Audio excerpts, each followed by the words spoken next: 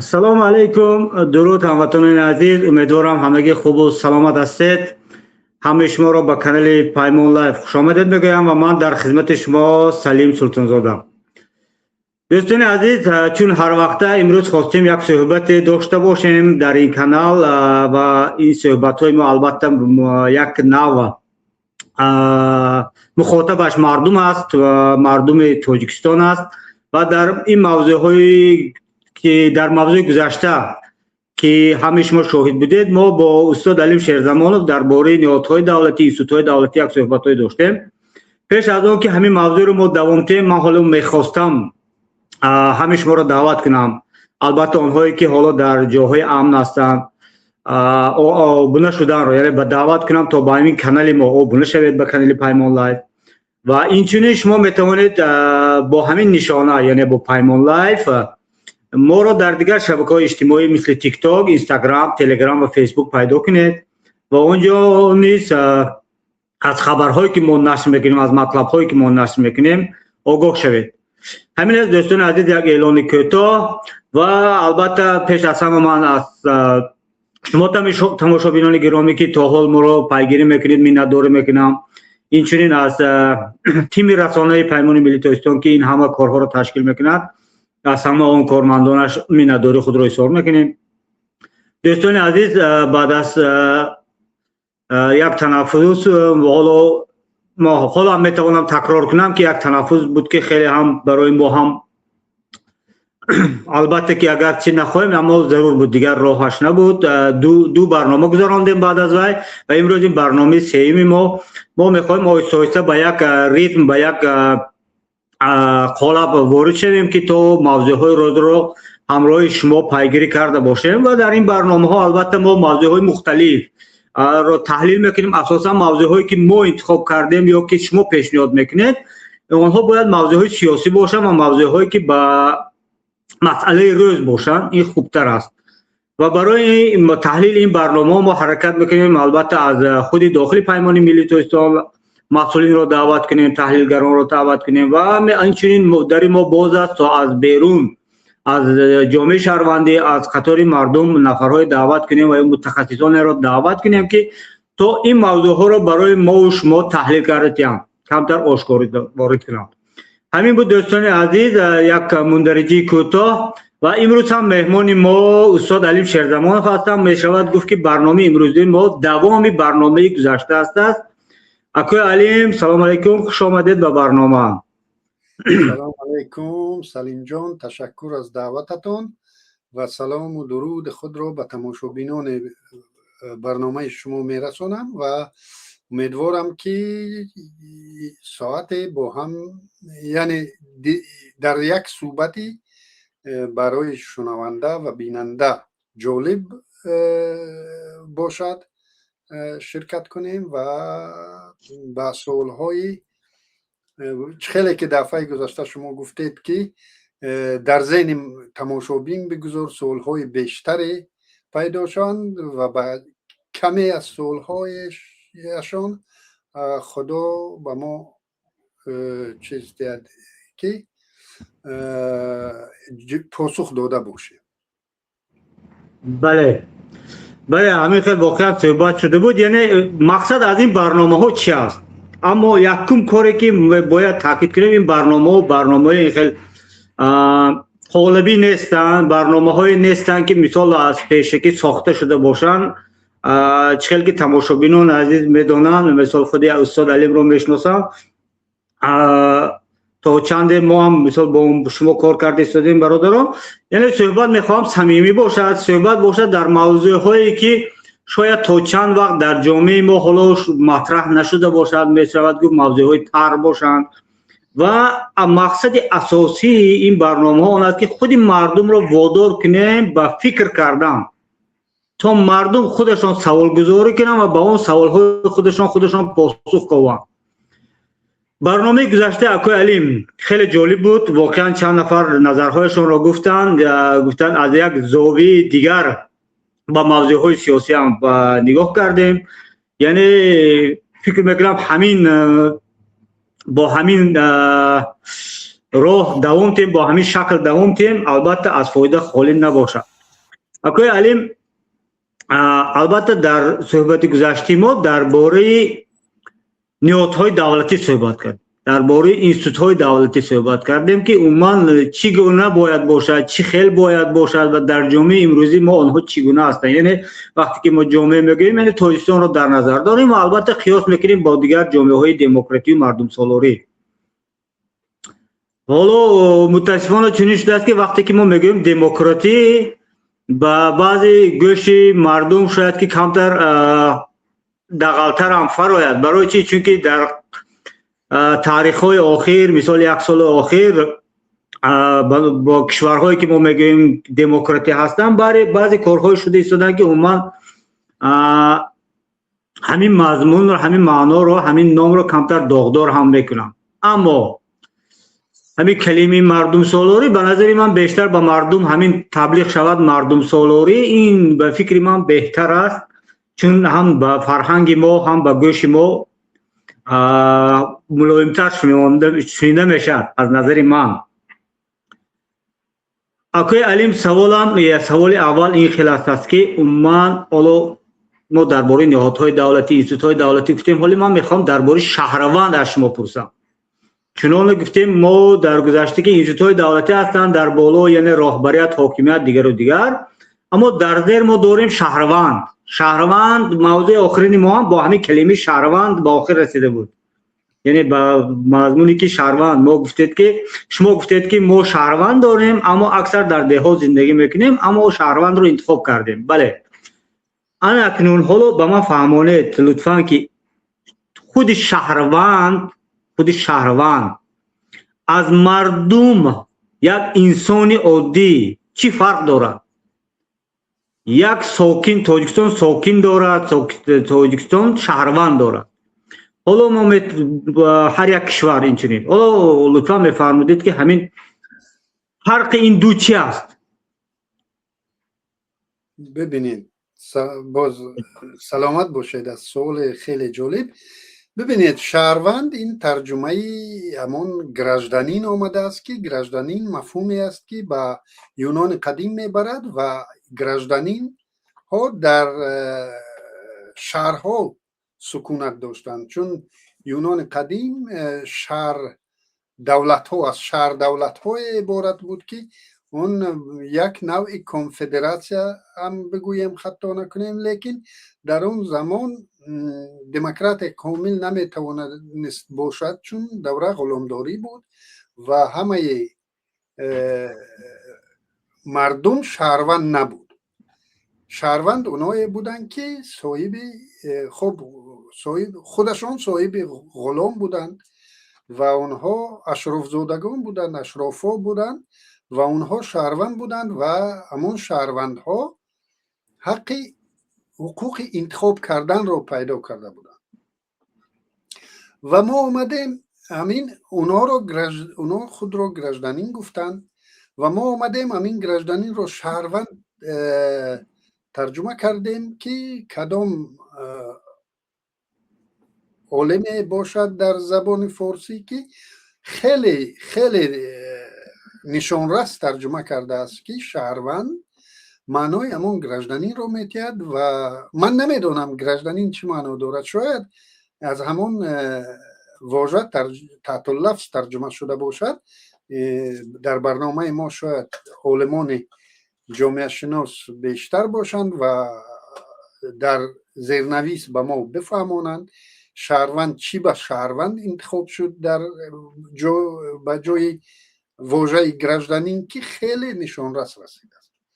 شهروند یعنی کی؟ یعنی ساکن شهری.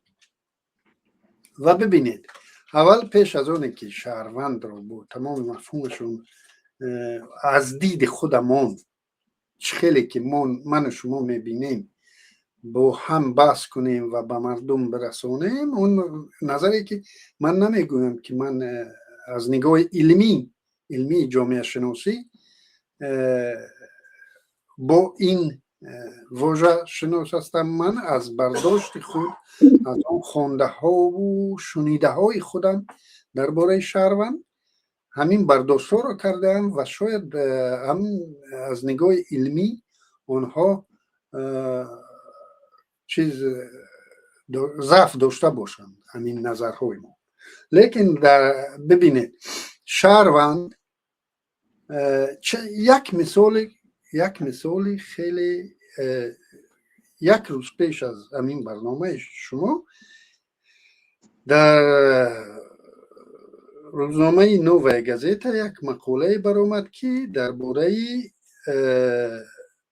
معلمان آموزگاران دولت نروژ در دوران استیلای گرمانی فاشیستی نقل میکند و در اونجا کوتاه اگر بگویم حاضر نام ها رو در یاد ندارم، میتونم در تلفن پیدا کنم لیکن دلگیر کننده نشود.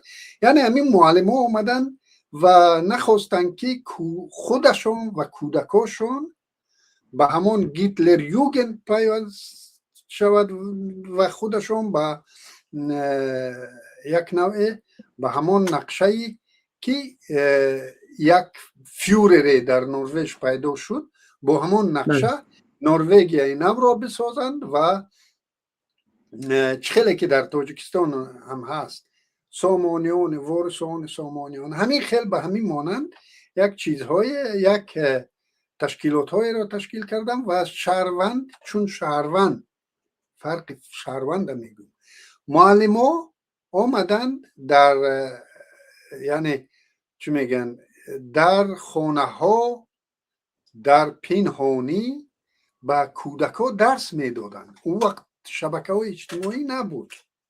چقدر ریسک رو به گردن گرفتن و تعداد زیاد اونها 1000 و چند نفر زندانی هم شد. عاقبت کار به کجا آمده رسید؟ همون مقصدی که همون فیورر پیشوای ملتشون در نزدش گذاشته بود به اون مقصد نرسید و مجبور به عقب نشینی شد.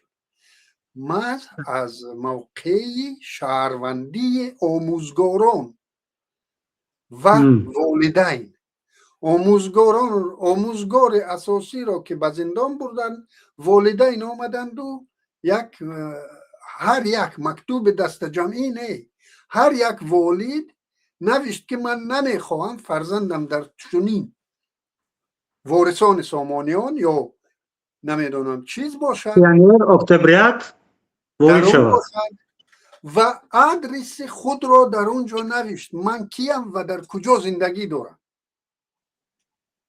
ببینید تا چه حد شهروند همین موقع شهروندیش رو مهم بودن تربیه فرزندش رو غلام نشدن فرزندش رو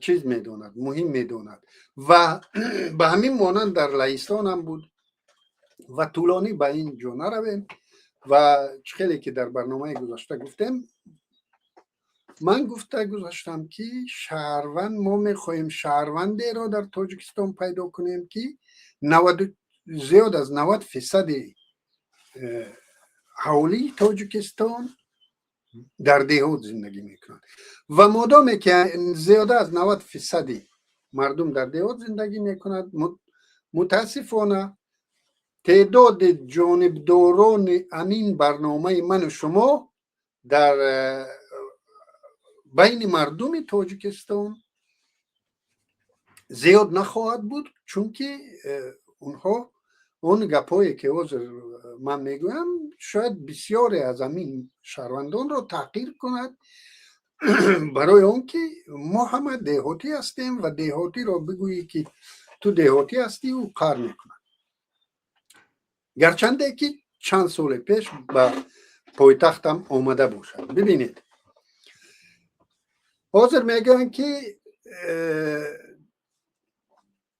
دولت های به مانند تاجیکستان آسیای مرکزی بگیریم افغانستان بگیریم دیگر کشورهای مسلمان نشین را بگیریم متاسفانه در اینجا شهروند در کمی از این کشورها و کمی از شهرها شهروند به معنای تامش همچون مفهوم تشکل یافته است. همچون شخصیت انسان همچون شخصیت با به مرحله شهروند تشکل یافته باشد و این چند سبب ها رو دارد و من میخواستم این بحث رو در جامعه به جامعه شناسان پرتویم و شاید جامعه شناسان بیایند و ما رو اصلاح کنند تا انتقاد کنند و واقعیتی علمی را به ما بگویند، چون ما عالم این ساحه نیستیم، لیکن برداشت‌های خودمان رو میگوییم. برای مثال از چی سبب باشد که در تاجیکستان اون بدبختی که ما امروز به آن روبرو شده ایم و اجازت داده ایم اون رهبرانی که امروز رهبری ما میکنند از بالا تا پایان، تا فرض کردیم از پرزیدنت تا دیرکتور مکتب و رئیس جماعت و دیگر حتی تا روحانیان رهبران روحانی ما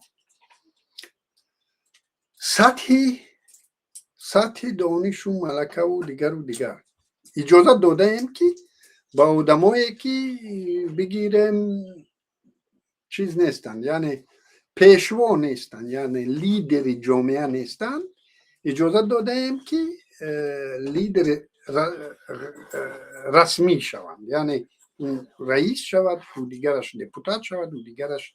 چرا ما اجازت؟ چرا ما شهروند نشدیم؟ چرا ما در انتخابات نمی آییم و آواز خود را نشان نمیدیم؟ بگذار او تقلب شود، بگذار او دزدیده شود، لیکن در قوطی همون حساب کن اقلا بداند که مردم اعتراض دارد. بله بله. حساب میکردگی بداند که اعتراض مردم هست. حداقل هم اعتراض در کاغذ بیارم. بله.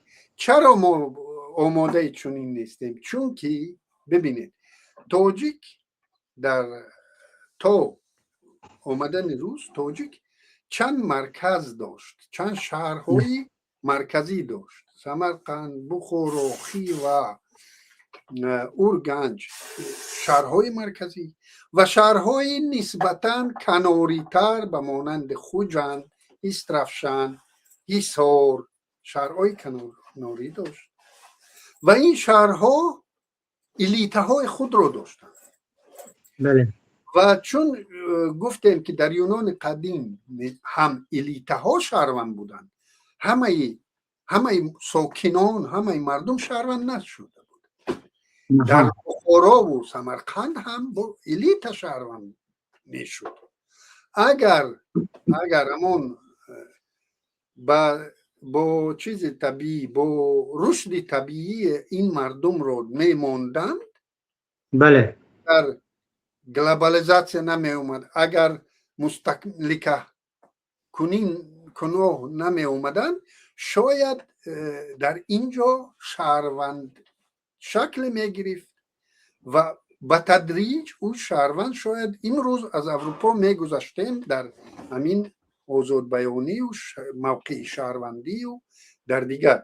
لیکن ببینید آمدن در همان شهرهای قدیمه ما، الیت ما مجبور به گریز شد. یکی از قسمهای کلان اون قتل شد، قسم دیگرش زندانی شد، قسم دیگرش مجبور به فرار شد. درست. و آمدیم باز همین ابرقدرت ها آمدند و به طور صنعی مرزبندی کردند این کشورها رو. از شرق نزدیک شروع کرده تا زمین های ما، همه این مرزها صنعی هستند. مرز تاجیکستان صنعی است، مرز ازبکستان صنعی است، مرز افغانستان صنعی است، چون این مرزها رو برای ما تحمیل کردن و حتی شهرها رو برای ما تحمیل کردن. دوشنبه این خیلی شهر وجود نداشت در این منطقه، چون این شهر وجود نداشت. و شهرهای دیگر هم، حتی شهر کولاب هم وجود نداشت. شهر امروز او را قرغنتیپه را چی میگن؟ بختر وجود نداشت. بختر چون این شهرها وجود نداشتن. خب آمدیم شوروی از به طور معموری شهرهای نوی را تأسیس داد.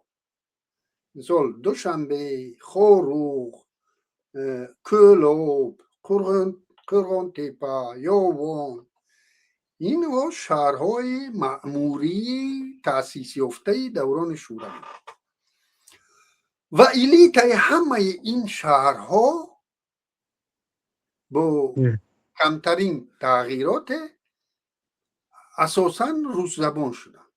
دوشنبه روس زبان بود، مثال تاشکند روس زبان بود. تاشکند هم شهر معموری، او هم شهری چیز نیست، شهری با از نگاه طبیعی اثره ها رشد یافته به مانند سمرقند و بخاروخی و اورگنج، به مانند چنین شهرها خوجند، ریست رفشن، این شهرهایی بودند که به طور طبیعی تاریخاً رشد یافتند.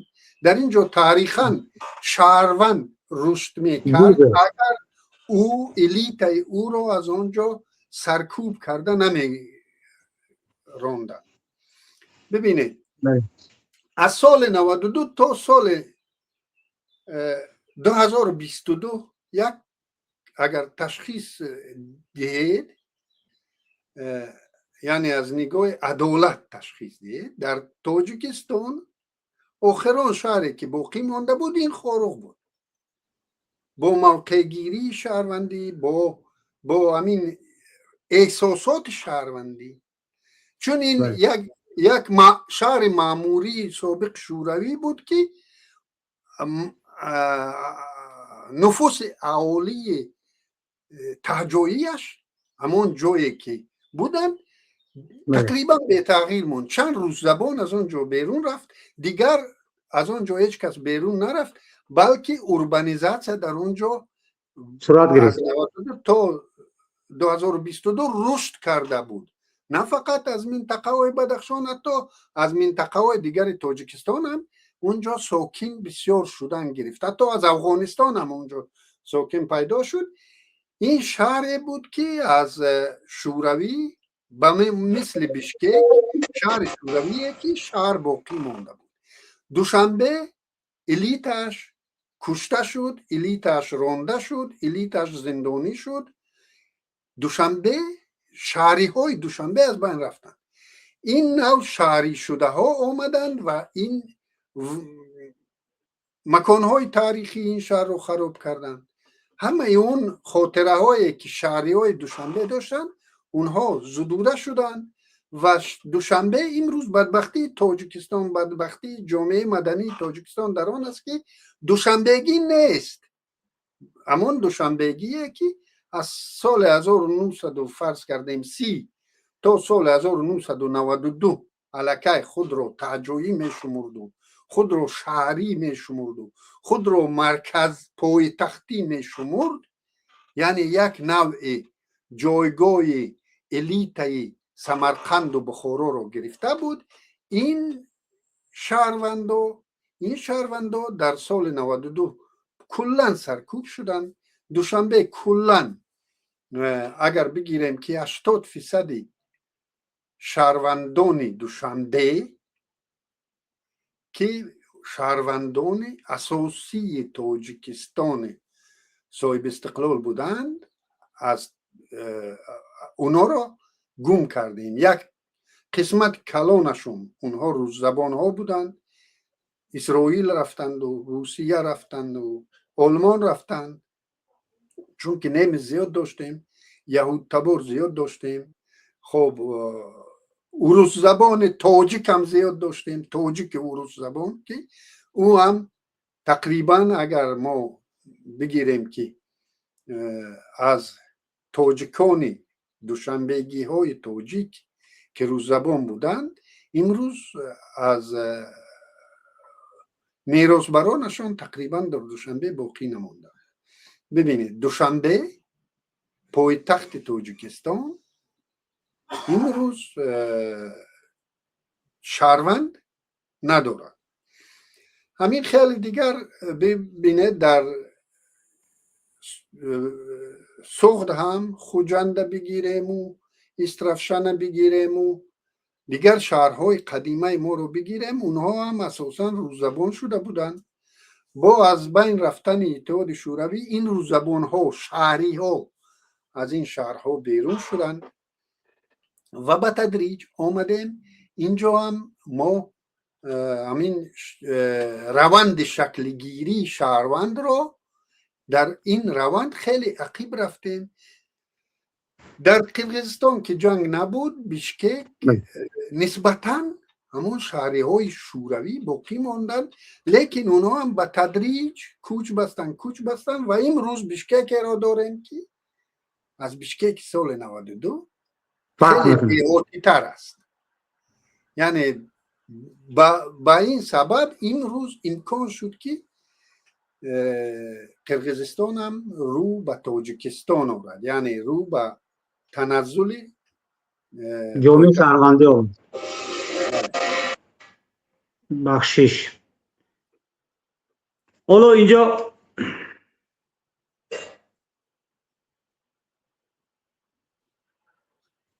صدای مرا دارید؟ من میشنوم، دیگران را نمیدونم. عذر که اینجا صدای از بیرون صداها پیدا شده است. خوش، من سوالم فراموش نکنم. در وقتی که شما صحبت میکردید در ذهنم یک سوال آمد. حالا ما درباره شهروند گفتیم، درباره همین مردمی که در شهر هستند آنها خود را شهروند حساب میکنند. شهروند یک با خودشون حسیات احساسات شهروند یک کشور رو گرفتن. ما چرا نمیتوانیم گوییم که همین چیز در دهات شکل نمیگیرد؟ چون ما میدونیم در دهه هم خودش یک نخبگان خودش دارد، اما چرا همین فضای شهروندی، فضای صاحبی همین کشور و سرزمین بودن یا گوییم نخبه بودن در دهات شکل نمیگیرد؟ ببینید در دهات ما عادتا در دهات ما خشتبار داریم. خشتبار دیگر را میشناسند و در اینجا دیگر مناسبت ها شکل میگیرند. در اینجا مناسبتی در کشورهایی که ما داریم، مناسبت کلانسال و خردسال، مناسبت مثال امک و جیان، تغه و جیان شکل میگیرد که نه همه تغه ها ارزش تغه‌ای دارند، نه همه امک ها ارزش امکی دارند، نه همه کلانسال ها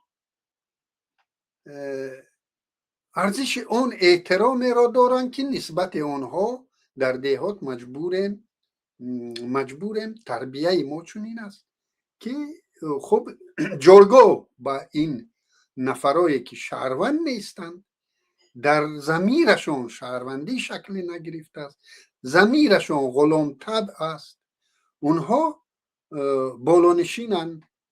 این طبیعی است، یعنی رشد طبیعی است. ببینید در ونگر مجارستان نزدیکی خود که چندی سال 16 سال یا بیشتر در اونجا یک سروزیر بود که از حساب همین دهات سروزیر میشد، چون که دهات همون غلام طبعیه که دهات دارن. او شکل انتخابات را ساخته است که دهات از شهر همیشه میبرد. در هنگامی که بگیریم بوداپشت با کناره هایش نصف انتخاب کنندگان در همونجا، یعنی نصف انتخاب کننده شهری است، لیکن نوابسته از این همین مردک که خوب انتخابات رو چندین بار میبرید از حساب غلام طبعی دهاتیانش. با همین مثال در شهر ارزش های شهر دیگرند، یعنی شهری خیلی که ما دهاتی ها شهری ها رو تنقید میکنیم که همسایه از اول همسایهش خبردار نیست، تنقید اساسی ما یعنی همسایه رو نمیشناسد. در اونجا ارزش ها دیگرند، در اونجا آدم ها ارزش های رو دارن که از این ارزش ها دفاع میکنن و اگر این ارزش ها رو زیر پا کنی او آدم اعتراض میکند. حداقل همین شهر طور رشد مییابد که اونجا 3 روز آب گرم نباشد اعتراض میشود.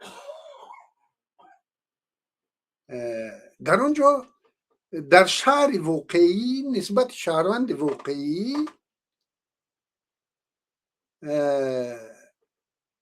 و روایتی شکرانه نمیگذارد، روایت شکرانه کنی نمیگذارد. در دهات این روایت اصل زندگی دهات است. صبر کردن، زندگی دهات این شکرانه کردن است. صبر کردن، آرام بودن. بله. شهری تمام همون دستاورده و ارزش هایی رو که دارد او از اون ارزش ها دفاع میکند. در برابر اون ارزش ها او تیار است جانش رو کرد. شهری اجازه نمیتید که لیدری رسمیش، غیر رسمی نیست، لیدری رسمیش یک نمیشدنی آدم باشد. یک آدم ناشد آنجا دیرکتور مکتب نمیشود، چون جامعه اونجا دیگر است. در تجربه خودم مثال معلم بودم و بعضی از شاگردان صنفای بودن که بسیار آگاه بودن، بسیار شاگردان آگاه در اونجا بودن و هر معلم اونجا در اومدن میترسید. یعنی معلم متماتیکی که متماتیک رو خوب نمیدونست خودش، او صنف نمیخواست بگیرد. با او صنف اگر معلم کسل میشد نمی در اومد. همین از شهروند، یعنی همون آدم نمیشدگی نی نوشویسته دامالای مسجد در اونجا راضی نمیشد شدن، دیرکتور مکتب نمیخواهد شدن، رئیس جماعت نمیخواهد شدن، نمیخواهد به اون سببی که آنجا اعتراض وجود دارد. آنجا در همون مردمی شهروند اونجا بله تقصیر نمیگوید، برای کرسیش احترام ندارد، او برای شخصیت احترام دارد. دهات شهروند نبوده، اونه که شهروند نیست اون کرسی رو چیز میکنه، قبول دارم، احترام میکنه. احترام به کرسی است. برای شهروند احترام کرسی از بین الکی رفتگی، کرسی یگان قدری ندارد برای شهروند. اکوی علیم اولا همینجا یک سوال هست. برای مثال، برای کمتر واضحتر شدن مسئله، در همین شب و روز در شبکه‌های اجتماعی توجیک یک موضوع ها بسیار هستند، اما یکی از موضوع ها رو من میخواستم و مثال دارم. موضوع مصادره کردن خانه فرزندان زندانی سیاسی زید سعیدov که این هم در پایتخت جمهوری تاجیکستان شده گذشته ساده است. البته این یکی از همون ده ها و صدها مثال ها است که حکومت بالای مردمش، بالای شهروندش ظلم میکند. حالا سوال این است که در همین حالت در پایتخت تاجیکستان، در آنجایی که شهروند هست است، با یک شهروند حکومت مناسبت ظالمانه دارد، دیگر شهروندها از منطقاً چی باید میکردند که ما حالا نمیبینیم. مثال فرزند زید سعیدov مراجعت میکند که یعنی درخواست امداد کرده شده است که به جامعه، حکومت که دیگر پروا ندارد، اگر واقعا تاجیکستان جامعه شهروندی میداشت، شهروند میداشت، حالا دوشنبه چی باید میکرد؟ مردمش، یعنی نخبگانش. خب امروز تصور کنیم که همین دوشنبگی ها را بوتون با تمام او نفوسش بگیرو ببر نیویورک، اینا را اونجا سوکین کن و نیویورکی های نیویورکی ها رو، امریکایی ها رو بگیر و همون تعدادش رو بیار با فرزنداش به دوشنبه. هر دویش هم هر دو این مردم هم شهروندیشان از بین میرد. تاجیک که شهروند نیست بینم، لیکن امریکایی که شهروند است در اینجا شهروند نمیشد، چون که او در یک ملک بیگانه است و اونجا او با چیز میرد، با مهاجرت داخلی یعنی اون مردمی که خیلی که خون نافش در ما میگن در همون خاک نریخته است، او به اون خاک کاردار نیست. مرا نرست که من همون چند کارتوشکا بفروشم یا چند نمیدونم چیز بفروشم، یک برای خوردن خودم رزق پیدا کنم در همون شهر خودت، دیگر من به شهر تو کار ندارم. تو در آنجا انتخابات میکنی، تو در آنجا اعتراض میکنی، تو در آنجا از زمین خود دفاع میکنی، تو از همسایه خود دفاع میکنی، تو از شهروند خود دفاع میکنی. این اختیار تو به من نرست. من در اینجا یک غریبم. حاضر من در ورشاوه در یگون تظاهرات نرفتم و شهروندان تاجیکستانی که امروز شهروند امریکایان، گمان نکنم که در اعتراضات عمومی ملی امریکا شرکت داشته باشم. یعنی این امروز در دوشنبه 80% دوشنبگی و اینا غریبند. اینا همون مردمایی هستند که هیچ کاری به این سرزمین ندارند. او شهر خودشون نیست. بله. من خودم اونجا دانشجو بودگی، برای من اون شهر خودیتر است از اون که برای رستم امام علی. رستم امام علی از کجا در اونجا پیدا شد؟ او هیچگاه دوشنبگی نبود است و تا مردنش دوشنبگی نمی شود.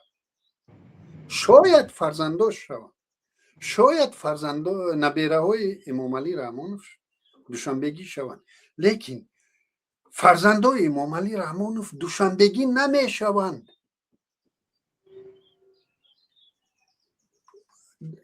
خیش تبار خودم دوشنبگی بودند، فرزنداشون دوشنبگی بودند، لیکن هیچ کاری به دوشنبگی ها نداشتن.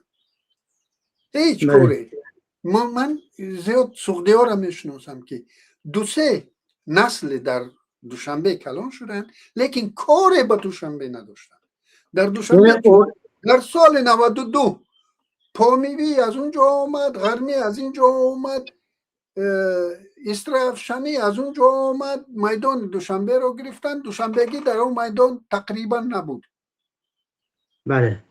دوشنبگی های روززبان رو به گریز گرفتن، دوشنبگی های تاجیک زبان در خانه هاشون یا در بدیه هاشون رفتن. هیچ همین مثال ببینید، همون دوشنبگی که روز زبان بود، او ما را طول 70 سال در اونجا سکونت داشت، لیکن او را وطن خود نشمرد. اگر اونا همین شهر رو وطن خود می شمردند و جزئی از همین تظاهرات فرق نیست، شهیدان باشد آزادی باشد، جزئی اما می شدن، امروز ما تاجیکستان دیگری داشتیم. لیکن متاسفانه اونا دوشنبه رو به ما واگذاشتن.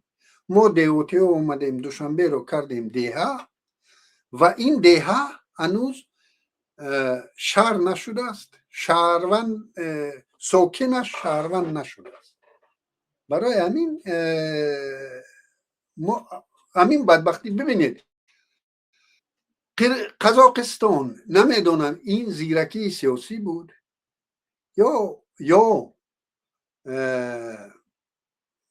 تلاشی نظربایف برای مقابلت با روس ها بود که پایتخت رو از الماتا گرفت و به جای بود، به بیابانه بود که اونجا شهر نبود، در اونش استانا. اکنون تظاهرات اخیری که بر ضد رژیم خودکامه شد در الماتا بود، لیکن یگان واحد مأموری دولتی در الماتا نیست. در الماتا تظاهرات کنی استانه راحت است، تاثیر ندارد بر پایتخت. استانگی دهاتی است. بله. او الماتاگی رو نمیفهمد که اینو یعنی در اصل گیرم پولدار در الماتا است، الیتای قزاق در الماتا است، همه یعنی با یک دهاتی استانگی اونها از خود رفتند. الماتاوی ها از خود رفته، خودشون نمیدونند چی میخوان و قتل عام که شدن برای استانگی و دیگر دهاتی ها، حتی تا یک نوع شاید خورسندی هم کردن که خوبشون کردن، اینا از خود رفتن. و به همین مانند در ازبکستان امروز در قرقیزستان هم متاسفانه بشکک به تدریج به دهات تبدیل یافت. اون الیت بشککی امروز در ترکیه و دبی و دیگر کشورها زندگی دارد و بشکک را واگذار کردن به دهات و امروز داریم اون چیزی که داریم در متاسفانه در قرقیزستان و همه به طرف تاجیکستان حرکت دارن. یعنی تاجیکستان به طرف تاجیکستان به معنای که تاجیکستان اوانگارد سابق شوروی شده است. حتی روسیه قانونهای تاجیکستان را کپی میکند. یعنی میتوان گفت که تاجیکستان در این معنا به پیش است. بله خیلی پیش رفت. زنده باشید آقا. و اکوی علیم موضوع همین شهرونده به فکرم که خیلی مفصل برای یک تماشابی فهمانده توانستیم. البته سوال ها در ذهن پیدا میشه که بله دیدگاه خود را به مردم رسانده توانستیم. شاید این دیدگاه اشتباهی باشد. بله من میخواستم همین را گویم، یعنی نظر شما به شهروند چنین است. البته مقصد این برنامه چیزی که در ابتدا گفتیم، میخوایم خود انسان، حالا فرق نداره او در استرافشان شسته، در خاروق شسته، در دوشنبه شسته، در یوان شسته، فکر کند که آیا خودش رو شهروند همین منطقه میداند یا نمیداند، یعنی خودش رو صاحب میداند یا نمیداند. حالا از این سوال آخرین خودم چنین پاسخ گرفتم. حالا من درباره زید سعیدوف گفتم، شما کلمه همین نام زید سعیدوف رو استفاده نبرده با مثال پاسخ دادید. من به خودم چنین خلاصه آمدم که یعنی در دوشنبه امروزه اگر از خانواده های مثل زید سعیدوف خیلی هم حرف زنند، به مردم مراجعت کنند، چون جامعه چون شهروند نیست است برای یک نفری که به دوشنبه کوچیده آمده است، با دوشنبه برای او به مثال یک بازار است، او برای تجارت آمده است، برای زندگی آمده است، برای او پروا ندارد که با زید سعیدوف چی می شود، با فرزندانش چی می شود. یعنی مرا آرام گذارید، من سودا میکنم، کارتوشکم را فروشم، سبزیم را فروشم، آشم را فروشم، دیگر کارم را بینم. بله. حالا از همین اول برنامه ها مال در 15 دقیقه وقت است. اکنون برای شکل گرفتن همین شهروند، بالای این شکل گرفتن جامعه شهروندی، حالا برای که جامعه شهروندی شکل گیرد ما باید اول شهروند رو شکل دهیم. شهروند باید پیدا شود، بعد جامعه شهروندی پیدا شود. حالا چی باید کرد؟ از کجا به کجا آمد؟ از بالا به پایان، از پایان به بالا. یعنی وضع رو شما چه خیلی میبینید برای تغییر دادن وضع چی باید کرد؟ تا اون دمه که نیت خب اراده سیاسی نداشته باشند اونهایی که امروز تصمیم گیر هستند یا نزدیک به نقطه های تصمیم گیر هستند، تا در آنجا اراده سیاسی پیدا نشود یا در آنجا تغییرات کلی به میان نیاید و تاجیکان برون مرزی چیز پیدا نکنند، یعنی کفالتی امنیتی واقعی خود و داراییش رو نگیرند، یعنی با مبلغ گذاری به تاجیکستان مبلغش رو به تاجیکستان بر نگردانند. متاسفانه ما شهر بنیاد کردن نمیتونیم. دوشنبه ساخته می شود، بله. بلندوشانه های از بتون و از شیشه زیاد می شوند. اگر شاید از هلیکوپتر اگر تماشا کنی خیلی خوشروی تو بود، شاید صورتش هم بینی و نوارو رو هم بینی، خیلی شهر تو بود و خیلی زیبا تو بود. لیکن متاسفانه در این شهری شکل نمیگیرد، شهروندی شهر شکل نمیگیرد، چون که در اینجا هم همین چی میگن کوچبندی زیاد است. یک تعداد در یک مدت معین ببینید همون محکم شدن کارخانه ها هر سال که در حسابات های حکومت از کشوده شوی کارخانه ها و آمار محکم شدن کارخانه ها در پایتخت اگر بگیریم، همین تعداد مردم کوچ بسته رفته ایستادن. یعنی همون هایی که بیزنس هاشون رو یا فروخته یا چیز شده مفلس شده دیگر از تاجیکستان بیرون می روند، هر سال تعداد اونها کم نشده زیاد شده ایستاده. و اون نفر در دوشنبه ببینید نرخی خانه های استقامتی بالا می رود. این در یگان کشور دیگر دلالت از همون شهری شوی مردم می کند، یعنی اوربانیزاسیا، یعنی در شهر جای کار پیدا می شود، در شهر همچون شهر رشد می کند و در اونجا مردم از دهات و حتی از دیگر کشورها می آیند و ساکن می شوند و از این حساب نرخی خب نرخ خانه های استقامتی بالا می رود. و اگر با نرخ خانه های استقامتی دوشنبه بینیم، به نظر می رسد که در تاجیکستان هم دوشنبه همچون جای کار، همچون مکان جای کار، تولید جای کار رشد کرده است و مردم اونجا زیاد به اونجا می کوچند. ولی متاسفانه چنین نیست. اما بالاروی نرخ خانه های استقامتی از حساب مهاجران مهنتی است و متاسفانه همین مهاجران مهنتی هم در اونجا خانه میخرند ولی هنوز هم تصمیم نگرفتن که در اونجا ساکن شوند، یعنی سکونت نمیکنند در اونجا. باز با یک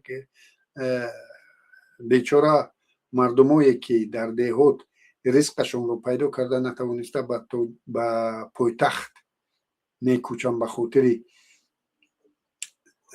رزق روزیشون رو پیش بردن، در همین خانه ها اجاره نشین شده. اینها هم تعداد از همون دیروز به شهر آمده ها، یعنی تعداد نفوس شهر نشینان رو زیاد میکند، لیکن متاسفانه تعداد شهروند زیاد نمی شود و کم می شود. یعنی اون ساکنان دوشنبه که سال 92 به اینجا کوچ بستن، اون خب غلبه کرده های جنگ شهروندی که به اینجا کوچ بستن، اگر آمار واقعی می بود امروز اگر بینیم شاید 70% اونها از این شهر یا برگشتن به دیهاتشان یا رفتن به دیگر کشورها. یعنی این شهر متاسفانه گرچنده که تمام بودجه کشور در همین شهر استفاده می شود و خانه ها و هر چی راه و همه چیز ساخته می شود و شهر از نگاه архитектуری اگر بگیریم شهر خیلی با سرعت رشد دارد، لیکن از نگاه اهالی و از نگاه شهرنشینی متاسفانه با اون سطحی نیست که ما انتظار داشته باشیم که این شهر و این شهروند حداقل با سطح اون شهروندی سال 92 برسد. اون روززبان هایی که در دوشنبه ساکن بودند و به همون سطح اقلا برسد، لازم است که اقلا 2-3 نسل شهرنشین از حساب شهرنشین های نو پیدا شود که متاسفانه چنین نیست. و اگر شهرنشین بیشتر باشد، مثال فرض کردیم در همین ورشاوا چقدری که دهاتی از خود پولش نوید و چقدری که دهاتی از تاجیکستان و ازبکستان به اینجا نیاید، این شهرنشین های اینجا اونها را چیز میکنند، یعنی آمیزش میکنند. یعنی همون آدمی که از دهه آسیای مرکزی و از دهه افغانستان به ورشاوا میآید مجبور است که در کوتاه مدت شهری شود. ولی اگر این شهر خودش ساکنانش خودش دیروز دیوتی بودن، قسمی اساسی ساکنانش همون امیگراسیا و اوربانیزاسیا هم به این شهر فایده بیش آوردن نمیتواند، چون که از دیگر کشورها هم اساسا از دهات مردم پیش از همه میگریزد و اون میآید با فرهنگی دهاتی خودش اینجا. اگر این هم یک دهه کلان باشد، باز دهتر می شود. اکوی علیم اینجا اینو بینید، همین از 30 سال است شاید زیادتر باشد، مردم تاجیک اکثر از دهات مهاجر میشوند به دیگر کشور، علال خصوص به روسیه، به شهرهای کلان، مسکو، لنینگراد، سنت پتربورگ یا این طرف کراسنودار، یعنی شهرها به شهرها مهاجرت میکنند. در آنجا قریب نیم سال 1 سال اکثر حیات خود را مردان این کشور تاجیکستان در آنجا میگذرانند. در شهر چرا در دیدگاهش، چرا در جهان بینیش تغییرات وارد نمیشه در دوام 30 سال همچون شهروند؟ چرا؟ انسان رو از دهه برآوردن مشکل نیست، دهه رو از او برآوردن مشکل است. زنده باش. او از دهه برآمد، متاسفانه او در دههش در کشورش به طور لازمه تعلیمات نگرفت، به طور لازمه هنر نگرفت. حداقل هنرمند میشود. هنرمند مثال همون استرافشانی، همون هنرهای قدیمه استرافشانی رو اگر فرزندای امروزه ما در استرافشان می داشتن، اونها در روسیه هم شهری می شدن، در همه جا می آمدن شهری می شدن، چون که جایگاه اجتماعیشون در سطح مردم تاجوی می بود. یعنی همون استاد چوب تراشی که از استرافشان به پتربورگ می آید، او حتما جایگاهش رو پیدا می کند و او در سطحی کوچروب نمی ماند. او حتما، یا او فیزیکی که معلم فیزیکی که واقعا از فیزیک درک دارد، یا خیمیکی که از خیمی درک دارد، در یگان کشور دنیا او کوچروب نمی شود و جایگاه اجتماعیش در اون سطح می شود که او در اونجا به همون جامعه می پیوندد. لیکن متاسفانه اون سوادی که ما داریم، اون هنرهایی که ما داریم و اون حتی اون هنرمندی که واقعا هنرمند است، به او به روسیه نیاز ندارد، احتیاج ندارد. او در تاجیکستان رزقش رو پیدا میکند. لیکن به اونجا همه ما، اکثر ما که نه هنر داریم نه علم داریم، هیچی نداریم، میرویم و در همون پدوال هایی که میگن پدوال نیست، و همون خانه های استقامتی رو به اجاره میگیریم و ما در دهه محدودتر خود در مسکواییم، در همه جا در دهه های محدودتر. اما تصور کنید که در مسکوا اگر برود یک استرافشنی، گمان نکنم که او اقلا با خوجندی شش خیز داشته باشد و داد و گرفت داشته باشد. او در اونجا با استرافشنی هم نه، با همون یک اولاد خودش، با برادر خواهر، برادر زن، خواهر زن، همین داد و چیز تماسشان همین قدر تماس محدودتر می شود از آن که اون استرافشنی بیاید و در دانشگاه دوشنبه دانشجو شود و در دوشنبه برایش کار یابد. یعنی در تاجیکستان بوده، همون دیوتی استرافشنی در تاجیکستان بوده با تعداد بیشتری مردمی منطقه های گوناگون تاجیکستان داد و گرفت دارد. او در اینجا بیشتر رشد میکند از اون که در روسیه یا در لهستان. ما میایم، من و شما خودمون تماس اساسی همون در حداقل ما که در کمی در کارهای جمعیتی فعال هستیم، من و شما یک پامیری و یک ظفرآبادی شناس هستیم و دیگر.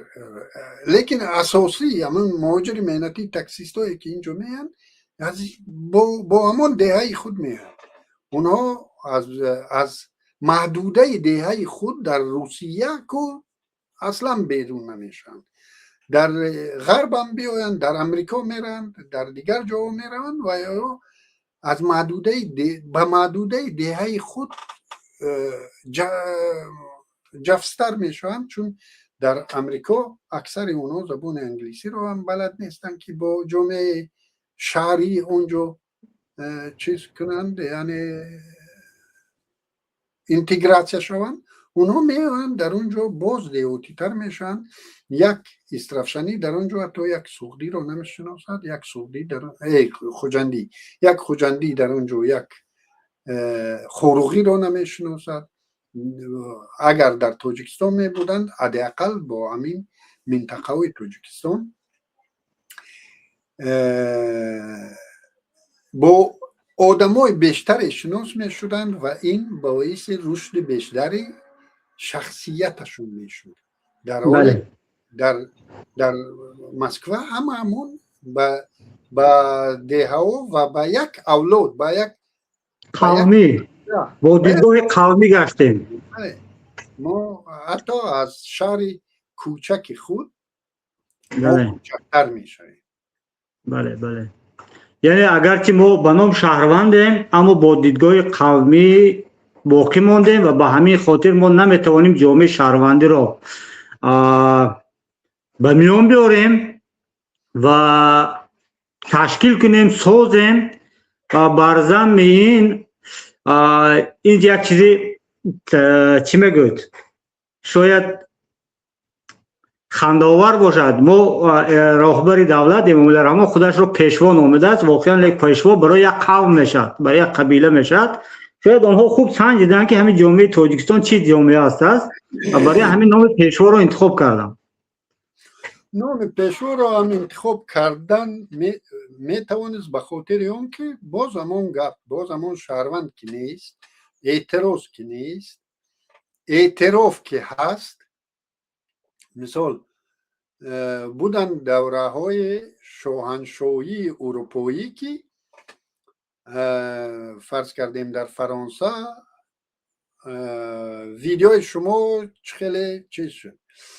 فرض کردیم که در فرانسه مثال بودن تاریخ هایی که مثال در باره لودویک میگویند و در روسیه هم یک پاول بود، پاول چندم بود. همین خیلی شاههای احمق زیاد بودن و همون مردم، همون الیتا درک داشت که این شاه احمق است. الیتا اقلا میدونست که همین شاه احمق است. در تاجیکستان الیتا اطمینان دارد که همین شاه شایی که اونا برای خودشون انتخاب کردن واقعا یک چیز است، یک چی بگوییم فوق‌العاده شخصیت، یک فوق‌العاده است. اقلا همون دوره شاهنشاهی فرانسه یا روسیه یا دیگر شاهنشاهی ها که با امر تقدیر شاهشون یک احمق میشون، الیت میدونست که این احمق است، از پسش میخندیدن، لیکن از نگاه نهادینه دفعه گذشته که گپ زدیم اونا مجبور بودن تابع همین نهاد باشن، ولی در اصل در ضمیر خود میفهمیدن که این احمق است. ما احمق چیز گلی میگیریم، فوق‌العاده میگیریم و الیت ما همین خیل او را قبول میکنند و برای همین او آماده است که خود را جناب ولی بگوید و دیگر. حاضر یک جناب ولی در امریکا پیدا شده است، همه او را پسخند میکنند، همه میدونند که این احمق است و او همین خدا اعلام میکند. یک روز صورتش خود رو با عیسی تشبیه میکند، یک روز دیگر خود رو پاپایری میکند، روز دیگر خود رو شاه ایران میکند، حتی روز دیگر خود رو آیت الله میکند و رهبر شیعه های دنیا میکند و همین یعنی همین احمقی رو دارد. حداقل همون الیتش رو میدونند که او یک احمق است. در ما چنین الیت هست که خب احمقی لچ بودن شاه رو نمیبینن، یعنی همرنگ خودش است، به همین خاطر قبول دارم. سوال آخرانم آقای علیم، همین محلگرایی آیا همین هم یک از نشان طبیعت دهاتی است یا این شهروند که شدی دیگر همین محلگرایی گم می شود؟ خیلی محلگرایی این یک واقعیتی چیز بگیریم بیولوژی انسان است، همچون یک شکل بیولوژی این واقعیت است و با این واقعیت ملت هایی که کنار اومدند و از اون استفاده کردند اونها اون رو به امکانیت تبدیل دادند و ملت هایی که با او چیز کنار نه اومدند و به طور این میخواهند با او با این واقعیت فیزیکی مبارزه برند، اونا ناموفق میشوند و نمیتوانند در دراز مدت صاحب یک دولتی موفق شوند. تا اون دمی که این واقعیت رو نپذیریم، دیگر بودن یک دیگر رو اعتراف نکنیم، دیگر بودن یک دیگر رو احترام نکنیم. ببینید آلمانی ها چه فرقیت رو من نمیبینم در آلمانی ها فرقیت رو، و اون وقتی که اونا فدراسیون کردن هم اونا نه فرقیت زبانی داشتن، نه دینی، نه مذهبی، نه فرهنگی. یگان فرقیت در آلمانی نیست که بگوین که این زمین از این زمین با زبانش، با عرف و عادتش، با دینش، با باوریاش فرق میکند، لیکن فدراسیون دارد. برای چی؟ چون که این طبیعت است، طبیعتی که من گم شدم. در من هستی شما گپ زدن دیده دادم. من نه شما رو دارم نه شما به فکر مرا داره. صدای مرا دارید؟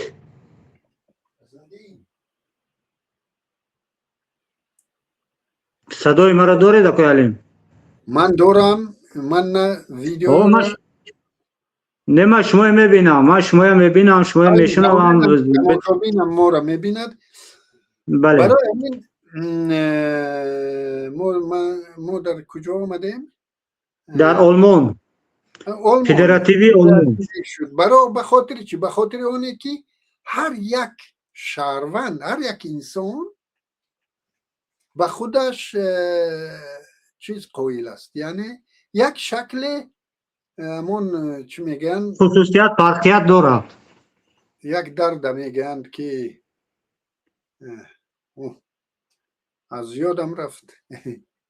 همون ترامپ یک شکل انسان خود رو برای انسان جایگاهش مهم است برای انسان. بله. و این انسان هایی که در یک گروه جمع می شوند و اونها گروه عادتا از روی جغرافیا اونها در یک گروه کلانتر جمع می شوند و اونها هم فرقیت خود رو مهم می دونند.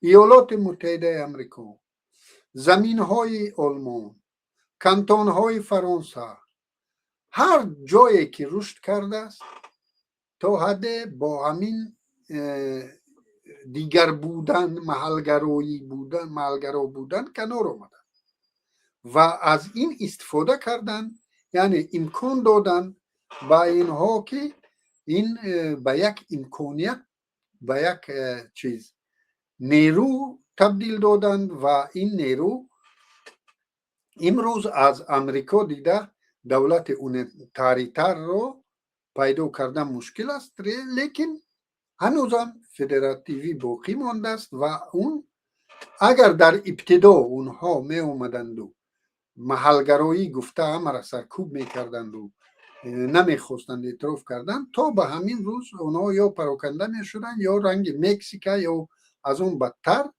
از نگاه رشد انسانی، رشد اقتصادی به همین درجه نمی رسیدن. و متاسفانه ما هم در همین چیز قرار داریم. اکثری صاحب نظران، روشن فکران حتی تاجیک این رو یک تهدید می شمارند، دیگر بودن یکدیگر رو، و هر کس می خواهد دیگر بوده ها رو به شکل خودش دیگر کند. بله. من نمی خواهم که فلانی مثال لینن آبادی این خیلی باشد، من میخوام او رنگ من باشد، او دیگریش میخواد او رنگ من باشد. زبان تعمیل میکنیم، لباس رو تعمیل میکنم. ولی و چی بود اخیراً او رو بله داریم. دیگر این لهجه این منطقه رو ازبکی میگوییم، لهجه اون منطقه رو نمیدونم چی میگیم، یک منطقه رو کوفر میگیم و همین خیل چیز. یک منطقه رو مسلمان کردنیم، یک منطقه رو توجیک کردنیم. او توجیک نبوده، یک منطقه دیگرش رو نمیدونم پاکسازی کردنیم و تا همین در نهادمون باشد، در ضمیرمون باشد، ما متاسفانه از در چیز دنیا میمونیم، در یک بنبست قرار میگیریم و با دنیا راست نمیبینیم. بله. سلامت باشید دکتر علیم، خدا خیرتون تیاد. یک صحبت شد به نظر من که در این موضوع من البته باید در کانتنت توجیکی همین یوتیوب و در دیگر سگمنت ها شده باشد درباره من مضمون شهروند و من جامعه شهروندی صحبت ها شاید بسیار شده باشد، اما فکر میکنم که اگر نباشدم شاید این اولین با صحبت ما باشد در همین موضوع. اگر پیش از این گذشته باشد در جای این خوب است، یعنی چنین موضوع ها رو برداشتن و به جامعه پیشنهاد کردن برای تربیه یا برای همون یک غذای فکری برای یک جامعه خیلی ضرور است در من، و امیدوارم که در صحبت های بعدی نیست چنین یک موضوع هایی که تا حالا مطرح نشده است در جامعه آنها رو نیز پیشنهاد مردم گردانیم. سلامت باشید اکا. خداوند نگهبانتون. دوستان عزیز، تماشاگران گرامی، همین بود اون موضوع صحبتی که امروز ما خواستیم پیشنهاد شما کنیم. البته عذر میپرسیم با کم که در اینجا شاید کم بودی چی شد در افیر، اما به هر حال حرکت میکنیم که از این بدتر برنامه های ما باز هم یعنی از نگاه صفتش بهتر شود و در این ما با پیشنهاد، کمک و نظرهای شما نیاز داریم و هر حرف و گفتنی داشته باشید لطفا در شرح و کامنتر رو نویسید خدا خواهد در صحبت‌های بعدی آنها را حتما به اینوبت میگیریم. باقی خداوند نگهبانتان تا برنامه آینده.